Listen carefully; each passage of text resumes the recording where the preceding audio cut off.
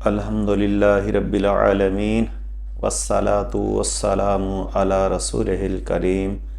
اما بعد فاعوذ باللہ من الشیطان الرجیم بسم اللہ الرحمن الرحیم وَإِن كُنتُمْ جُنُبًا فَاطَّهَّرُوا صدق اللہ العظیم۔ بعد از حمد و ثنا میرے پیارے معزز سامعین و حاضرین و ناظرین، میں نے قرآن مجید کی آیت کا ایک حصہ پڑھا، وَإِن كُنتُمْ جُنُبًا فَاطَّهَّرُوا۔ اس کا ترجمہ سن لیتے ہیں کہ اگر تم میں سے کوئی جنبی ہو جائے تو وہ طہارت حاصل کرے۔ تو آج ہم مختصر سے وقت میں غسل کے فرائض، اس کے طریقے کے متعلق جانیں گے۔ سب سے پہلے اگر کوئی یہ سوال کرتا ہے، پوچھتا ہے کہ غسل کے فرائض کتنے ہیں، تو اس کا جواب یہ ہے کہ 3۔ پھر سوال ہوتا ہے کہ کون کون سے، تو وہ 3۔ پہلا فرض غسل کا ہے کلی کرنا، اس حد تک کہ یہ حلق تک پانی پہنچے، اور دوسرا فرض ہے ناک کی نرم ہڈی تک، یہاں تک پانی پہنچانا، وہ جیسے بھی اس کو آسانی سے پہنچا سکے، اور تیسرا فرض ہے سر کے بالوں سے لے کے، یعنی سر کے بالوں کی چوٹی سے لے کے پاؤں کے تلووں تک پورے جسم پہ پانی بہانا، اس اعتبار سے اس طرح کہ کوئی حصہ بھی جسم کا خشک نہ رہ جائے۔ تو یہ 3 فرض ہیں، یعنی کلی کرنا،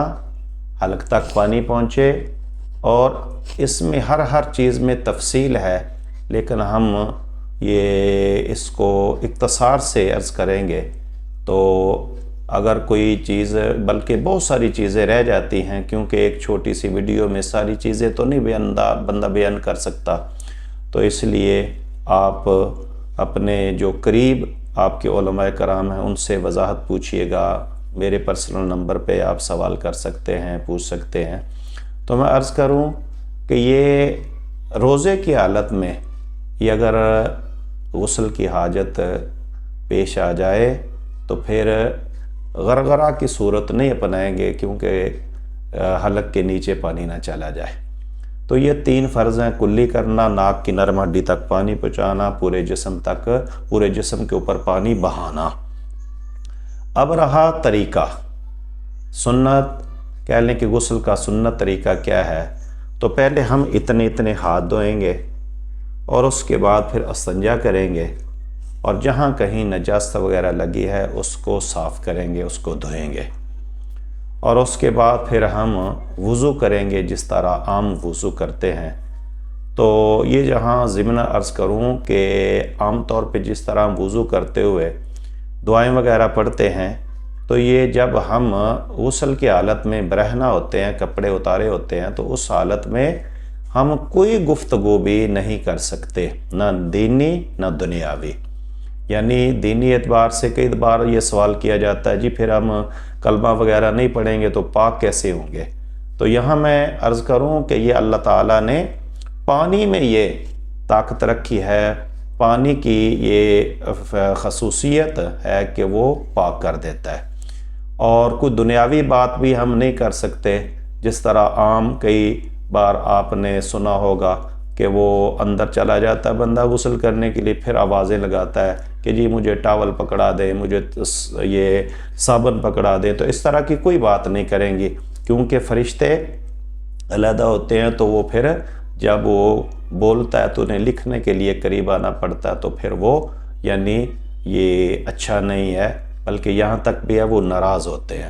تو اس لیے جب بندہ برہنہ ہوتا ہے، کپڑے اتارے ہوتے ہیں، اس صورت میں نہ ہم کچھ دینی گفتگو کر سکتے ہیں، کوئی پڑھ سکتے ہیں، نہ ہم دنیاوی گفتگو کر سکتے ہیں۔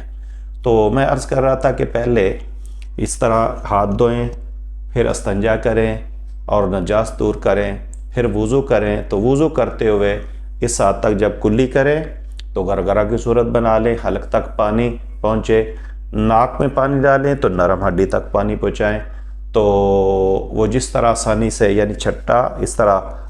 چلو میں لے کے اس طرح پانی مارے یا انگلی کے ساتھ یا سانس تھوڑا سا اوپر کھینچے، جس طرح آپ کو آسانی سے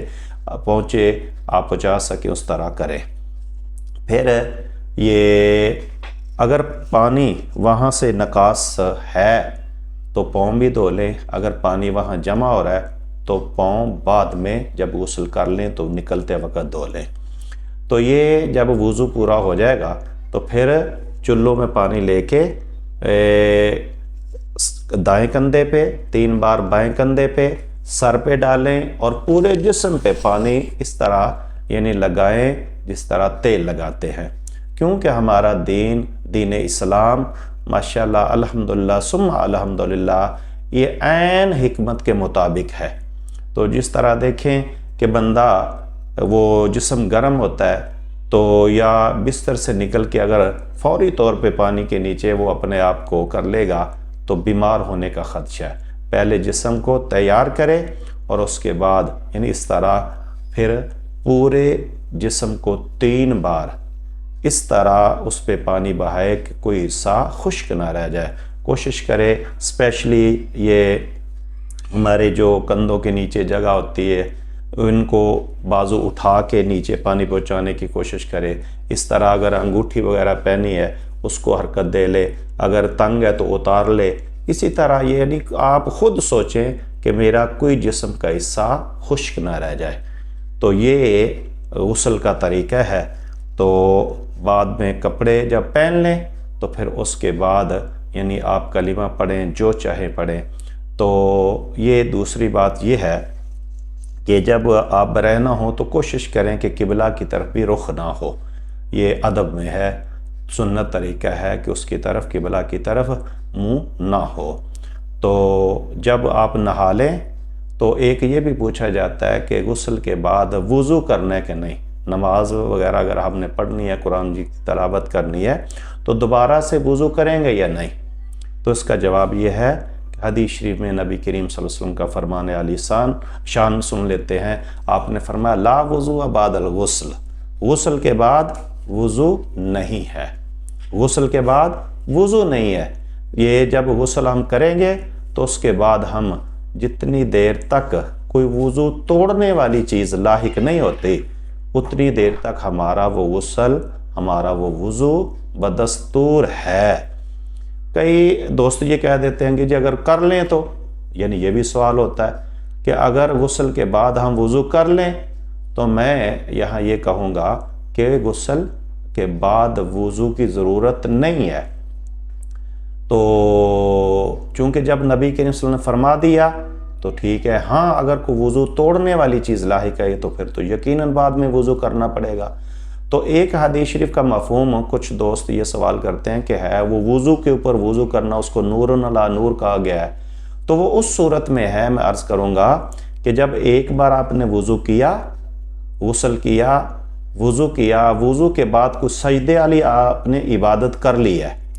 اس کے بعد پھر آپ کا وضو ابھی قائم ہے تو نماز دوسری کا ٹائم آ جائے تو آپ وضو کے ہوتے ہوئے وضو کریں گے تو یہ نور علی نور ہے۔ لیکن اس کے لیے شرط یہ ہے کہ پہلے وضو سے اس نے کوئی سجدے والی عبادت کر لی ہو۔ یہ قابل غور بات ہے، یہ اکثر دوستوں کو یہ نہیں نالج ہوتا تو وہ کہتے ہیں وضو کر لیا تو اچھی بات ہی ہے۔ نہیں، یہ اسراف میں آئے گا، کیونکہ اس نے پانی کو ضائع کیا ہے دوبارہ سے، کیونکہ اس کو ضرورت نہیں تھی۔ تو اس لیے یہ میں نے وضاحت کر دی کہ وضو پہ وضو کرنا نور علی نور اس صورت میں ہوگا جب پہلے وضو سے اس نے کوئی سجدے والی عبادت کی ہو۔ اگر نہیں تو چونکہ غسل کے بعد تو اس نے کوئی ابھی ایسی عبادت کی نہیں سجدے والی، تو اب اس کو وضو کی ضرورت نہیں ہے۔ تو اس طرح یہ وضو کریں گے۔ اس کے بعد جب یہ بھی کوشش کریں کہ غسل زیادہ دیر نہ کریں، یعنی جب غسل فرض ہو تو اس کے بعد جتنی جلدی ہو سکے، اگر تاخیر کرنی ہے تو زیادہ سے زیادہ اتنی کر سکتے ہیں کہ جس وقت میں آپ جنبی ہوئے ہیں اس کے بعد جو نماز آئے وہ نماز قضا نہ ہونے پائے۔ اگر وہ اس نماز کا آنے والی نماز کا ٹائم گزر گیا، نماز قضا ہو گئی تو پھر گناہگار بھی ہوں گے۔ تو اس لیے اتنی تاخیر نہیں کرنی چاہیے۔ ایک حدیث شریف بھی سن لیتے ہیں کہ نبی کریم صلی اللہ علیہ وسلم نے فرمایا کہ جس گھر میں جنب ہو، یعنی جس پہ غسل فرض ہوتا ہے اس کو جنبی کہا جاتا ہے، تو جس گھر میں جنب ہو وہاں رحمت والا فرشتہ نہیں آتا۔ تو اس لیے بہتر یہی ہے، افضل یہی ہے کہ جلدی غسل کر لیا جائے۔ تو اگر تاخیر بھی کرنی ہے تو زیادہ سے زیادہ جب جنبی ہوئے ہیں اس کے بعد جو نماز کا وقت آئے گا وہ نماز قضا ہونے نہ پائے، یہ سمجھے اتنی اگر تاخیر کریں گے تو پھر گناہ گار بھی ہوں گے۔ اللہ تعالی ہم سب کو سنا کے زیادہ سے شریعت مطہرہ پہ عمل کرتے ہوئے سب کا خاتمہ بالایمان فرمائے۔ اگر کوئی غلطی ہو گئی ہو، کمی بیشی، تو اللہ معاف فرمائے۔ وآخر دعوایا ان الحمدللہ رب العالمین۔